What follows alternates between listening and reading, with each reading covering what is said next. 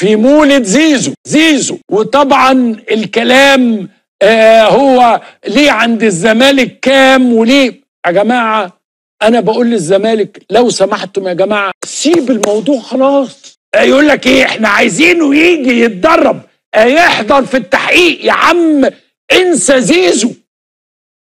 زيزو وليذهب زيزو الى الاهلي، ربنا معاه ويسهل له، ينجح يفشل هو وابوه يعملوا اللي هم عايزينه. انما انت النهارده يجب ان انت تخلع زيزو من دماغك. انت عندك دوري، عندك كاس، عندك بطولات، عندك مشاكل، عندك لعيبه، انسى زيزو خالص.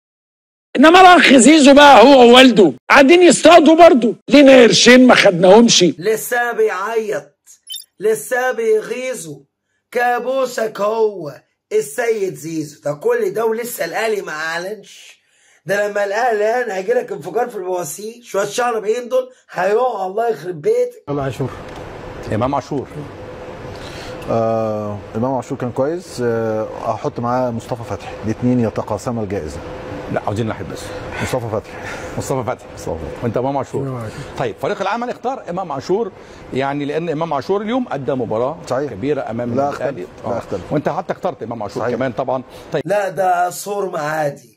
امام عاشور يا رايق، هيثم فاروق والبت البيضه بتتضايق، لازم يقولوا كده عشان الزملكاويه النهارده هيموتوا عليه. هنعمل لهم ايه؟ معلش امام عاشور حراق وكل زملكاوي بيقول وقواق. هو زيزو ليه فلوس قد ايه؟ يعني حضرتك نائب رئيس النادي بقى هتقول لنا هو ليه فلوس قد ايه؟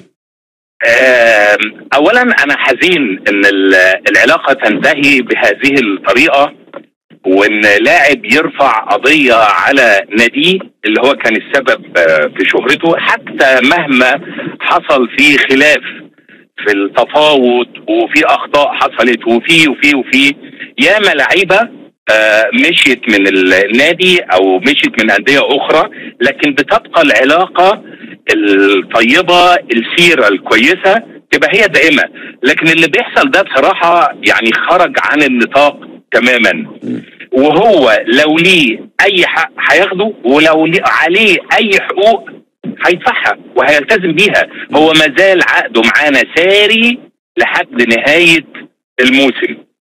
هو بيدعي ان ليه ارقام معرفش دي يعني قالها ازاي يعني، لكن في جهات هو لجأ ليها وهنشوف هو عليه ولا ليه، والشؤون القانونيه هي اللي هتتكلم في الموضوع ده. يعني بقول لك الواد زيزو ركب عربيه وعمال يخمس قدام نادي الزمالك وبيشغل اغنيه حماده هلال، والليله جينا نهنيكوا هاتوا الفلوس اللي عليكم.